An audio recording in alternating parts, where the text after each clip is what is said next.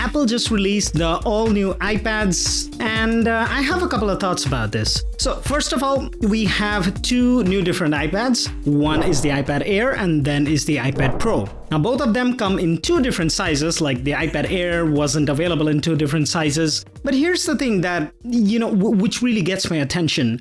First of all, iPad Air getting a spec bump and the cameras moving from the left side to the long side. And with two different sizes, obviously this is something that we were probably expecting, but we were kind of like on the fence about it. But I'm happy to see that it's actually available. On the iPad Pros, however, this is where I have kind of a little bit of thought, because so it's not just the thinnest Apple product ever, emphasis on Apple product, that means it's thinner than the iPhones, as well as the iPods that used to be shipped before. This is the thinnest Apple product ever. But it also comes with the M4 chip.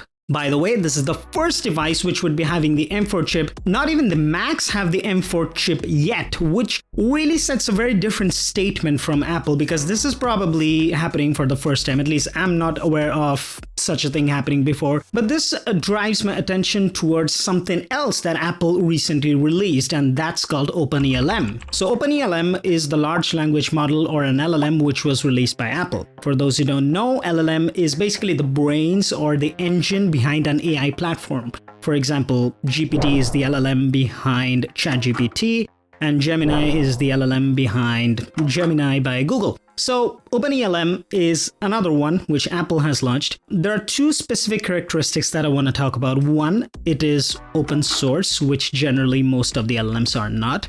And secondly, it is designed to run on devices such as MacBooks, iPhones, and maybe iPads. And why I'm emphasizing on this is because of the spec bump that has been given on iPad Pros. The OpenELM may probably be the next thing that Apple would plan to integrate into the iPad Pro. And because it has a really powerful specification, it's quite possible that the entire large language model, which is OpenELM in this case, could run locally on the device without any cloud connection, which would be kinda of a first in the industry. At least I've not seen any other device do that, yet every LLM or every AI platform has some or the other internet connection and is dependent on the cloud for it. So this is something that is exciting, and we'll very soon get to know about this because WWDC is next month. And Apple is definitely going to be doing something AI related in that event. And if they don't, most likely something in the iPhone event, which would be probably in August or September. Whatever it is, I'm quite confident there would be some or the other AI release very soon announced by Apple this year. And with all of this getting into the picture, like the OpenELM release, the iPad Pros getting the spec bump, it all makes a lot of sense at the moment.